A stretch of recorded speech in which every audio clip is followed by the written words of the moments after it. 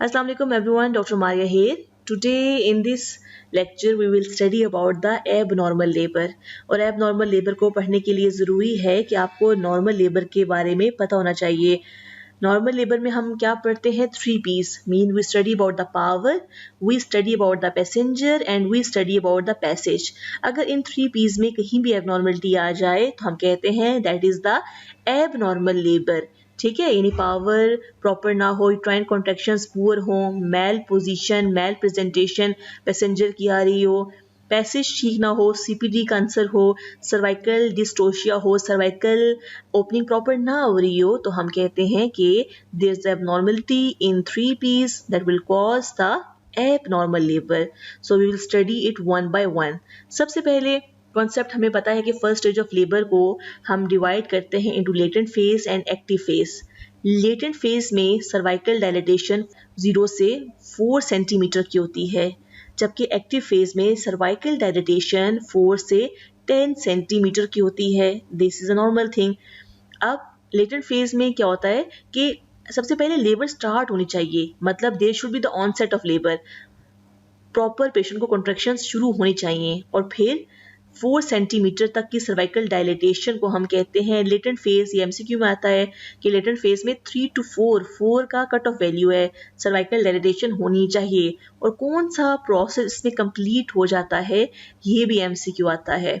तो इफेसमेंट जो है इसमें कंप्लीट होती है, मतलब 5 सेंटीमीटर की सर्वाइकल डायलेटेशन में आप ये नहीं कहेंगे कि सर्वेक्स जो है वो 60% इफेस्ड, 80% इफेस्ड है. आप ये कहेंगे कि cervix is fully effaced because after 4 cm now this is not the latent phase, this is the active phase of labor. अब cervix should be fully effaced. तो ये भी MCQ कई बार आ चुका है. तो every slide is an MCQ. ठीक है, नॉर्मल ड्यूरेशन क्या होता है लेटेंट फेज का 3 to 8 आवर्स का. ये आपने नहीं भूलना, ये याद होगा तो हमें एबनॉर्मलिटी का पता चलेगा. और मल्टीपेरस में ये शॉर्टर होता है. वाई? बिकॉज मल्टीपेरस में पहले से वो राइप और सॉफ्ट हो चुकी होती है. ठीक है, अब लेटेंट फेज में एबनॉर्मलिटी क्या हो सकती है. देखिए, पेशेंट है, उसको लेबर स्टार्ट है, लेकिन सर्वाइकल डायलेटेशन स्लो है, यानी 1 सेंटीमीटर से कम सर्वाइकल डायलेटेशन है इन 2 आवर्स और लेस देन 2 सेंटीमीटर है इन 4 आवर्स. तो हम इसे कहेंगे this is a prolong latent phase of labour. और इसकी मोस्ट इम्पॉर्टेंट कॉज क्या होती है कि delay in the chemical process. हमें पता है कि सर्विक्स की सॉफ्टनिंग होती है इन द लेटेंट फेज. वो सॉफ्ट होगा, राइप होगा, तभी डायलेट करेगा.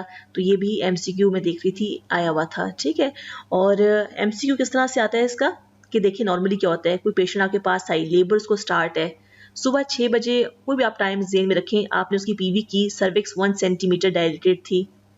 8 बजे यानी 2 घंटे के बाद जो ऑस है वो 2 सेंटीमीटर है. इसका मतलब है कि ये नॉर्मल चीज़ है बिकॉज 2 आवर्स में 1 सेंटीमीटर एटलीस्ट डायलेट होनी चाहिए.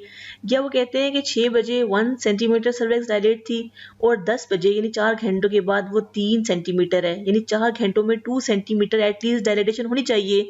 तो इसका मतलब है कि आप कहेंगे कि this is a normal labour. अक्सर एमसीक्यू की ऑप्शन में नॉर्मल लेबर का वर्ड भी होता है, तो आपको नॉर्मल लेबर का भी पता होना चाहिए. लेकिन अगर वो स्नैरियो इस तरह डाल दें कि 1 सेंटीमीटर सुबह 6 बजे थी, 8 बजे वो 1.5 सेंटीमीटर है, जबकि 8 बजे तो 2 होनी चाहिए थी ना सेंटीमीटर. तो this is the prolong latent phase. या सुबह 6 बजे वो 1 सेंटीमीटर थी और 4 घंटे के बाद उसको 3 सेंटीमीटर होना चाहिए था, लेकिन 4 घंटे के बाद वो अब भी 2 सेंटीमीटर डायलेट है. This is the abnormal thing. This abnormality is called the prolong latent phase of labour. This is very easy. देखिए, नॉर्मल चीज़ें और एबनॉर्मल चीज़ें दोनों एक साथ आनी चाहिए बिकॉज दोनों ही प्रीवियस एमसीक्यूज में आ चुकी हैं. तो every word, every line is an MCQ. ठीक है, अब इसकी मैनेजमेंट क्या है. रीएश्योर हम करेंगे पेशेंट को, हाइड्रेट करेंगे, मोबिलाइज करेंगे, प्रॉपर एनाल्जेसिया देंगे. ये भी एमसीक्यू आ चुका है. ठीक है, तो इसमें कोई आपने इंटरवेंशन ऐसा नहीं करनी कि आप सी सेक्शन के लेके जा रहे हैं पेशेंट को, या आपने इसमें ऑक्सीटोसिन नहीं देनी. ठीक है, इसमें आपने सिंपली हाइड्रेट, मोबिलाइज, रीएश्योर करना है. अब देखें प्रोलॉन्ग लेबर किसे कहते हैं। नॉर्मली लेबर जो है वो 8 आवर्स का होता है इन प्राइमरी ग्रेविडा और 5 आवर्स का होता है इन मल्टी ग्रेविडा। लेकिन अगर 18 आवर्स से ऊपर हो जाए प्राइमरी ग्रेविडा में और 12 आवर्स से ऊपर हो जाए मल्टी ग्रेविडा में तो हम कहते हैं this is the prolong labour. तो ये तो आपको एक ये भी डेफिनेशन आनी चाहिए। अब देखिए एक्टिव स्टेज ऑफ लेबर, इसमें क्या होता है कि एंड ऑफ रिटर्न फेज से लेकर 4 से 10 सेंटीमीटर की सर्वाइकल डायलेटेशन को हम कहते हैं active stage of the labour. और ड्यूरेशन इसका इंपॉर्टेंट है, 2 से 6 आवर्स में ये होनी चाहिए, ठीक है। एवरेज ड्यूरेशन फिर क्या बनता है इसका, 1 सेंटीमीटर पर आवर। ये मल्टी ग्रेविडा और प्राइमरी ग्रेविडा दोनों में ये एवरेज ड्यूरेशन है, कट ऑफ वैल्यू है। 1.2 या 1.5 नहीं याद करना, ठीक है, एवरेज की हमने बात करनी है, 1 सेंटीमीटर पर आवर। अब दूसरी चीज़ क्या है कि एबनॉर्मलिटी कब हम लेबल करेंगे, अगर लेस देन 1 सेंटीमीटर पर और सर्वाइकल डायलेटेशन हो रही है both in multigravida and primary gravida, तो हम कहेंगे this is the abnormal thing, ठीक है। How you will diagnose with the help of a partogram. आप उसको ड्रॉ करेंगे, ग्राफ को आप देखेंगे तो एबनॉर्मलिटी आप पिक करेंगे। और अब इन एमसीक्यूज को हल करने के लिए हमें एक ट्रिक पता होनी चाहिए कि देखिए 4 से 10 सेंटीमीटर की सर्वाइकल डायलेटेशन को हम कहते हैं एक्टिव फेज। एक्टिव फेज को हम 2 फेजेस में डिवाइड करते हैं, यानी 4 से 7 सेंटीमीटर की सर्वाइकल डायलेटेशन बहुत जल्दी से होती है, उसे हम कहते हैं this is the acceleration phase, ठीक है। और जो होती है डीएक्सेलरेशन फेज 7 से 10 सेंटीमीटर की सर्वाइकल डायलेटेशन बहुत स्लोली होती है, उसे हम कहते हैं डी एसेलरेशन फेज। तो कोई भी सिनेरियो आए तो हमने देखना है कि वो एसेलरेशन फेज में आ रहा है या डी एसेलरेशन फेज की बात हो रही है। अब एसेलरेशन फेज जो है हमें पता है कि 4 से 7 सेंटीमीटर की डायलेटेशन को कहते हैं। अगर किसी भी एमसीक्यू में लिखा हो कि cervical dilatation for example 5 centimetre है, ठीक है, और ये सुबह 6 बजे हमने पीवी की और हमें पता चला 9 बजे ये 6 सेंटीमीटर सर्वाइकल डायलेटेशन है, इसका मतलब है 3 घंटों के बाद अगर 6 सेंटीमीटर हुई है तो ये एबनॉर्मल चीज़ है। क्यों?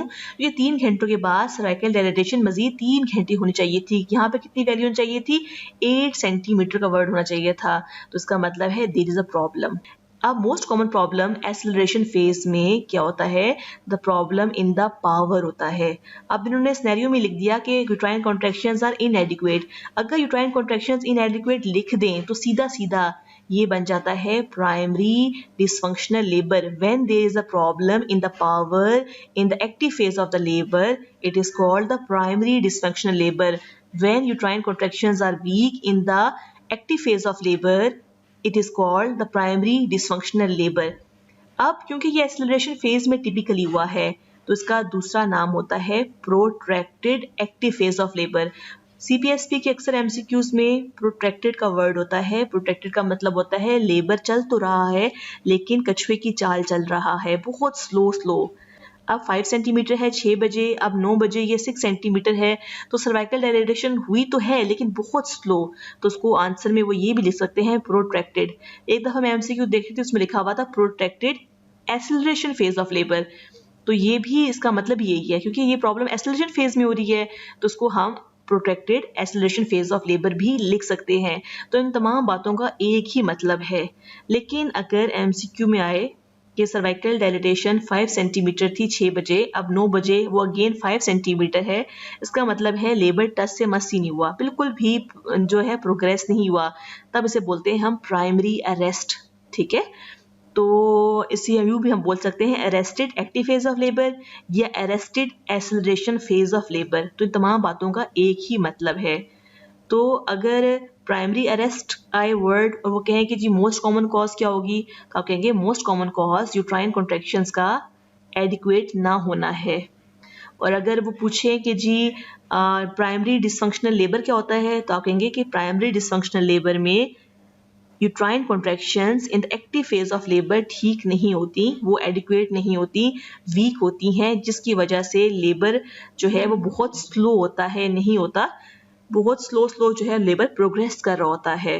तो प्राइमरी डिसफंक्शनल लेबर में आप देखिए डिसफंक्शनल का मतलब है फंक्शन प्रॉपर नहीं यूट्रस का, ठीक है। तो प्राइमरी का मतलब है कि फर्स्ट स्टेज ऑफ लेबर यानी एक्टिव फेज, तो आसान सी बात है, इनसफिशिएंट यूट्राइन कॉन्ट्रैक्शंस होती हैं। इसकी कॉज डायग्नोस हम पार्टोग्राफ से करते हैं।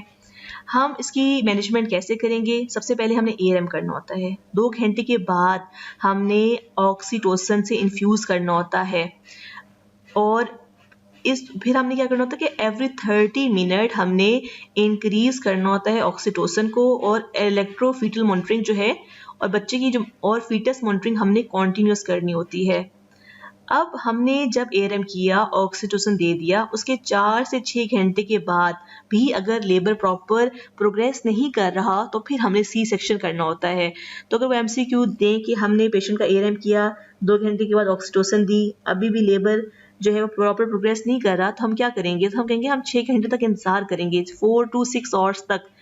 4 to 6 आवर्स के बाद हम सी सेक्शन का डिसाइड करेंगे। उससे पहले सी सेक्शन का हम डिसाइड कर सकते हैं अगर कोई भी फीटल डिस्ट्रेस का वर्ड डाल दें, कुछ भी ऐसा कह दें कि जिसकी वजह से हमें सी सेक्शन करना पड़ सकता है, लेकिन नॉर्मली आपने वेट करना होता है 4 से 6 आवर्स का।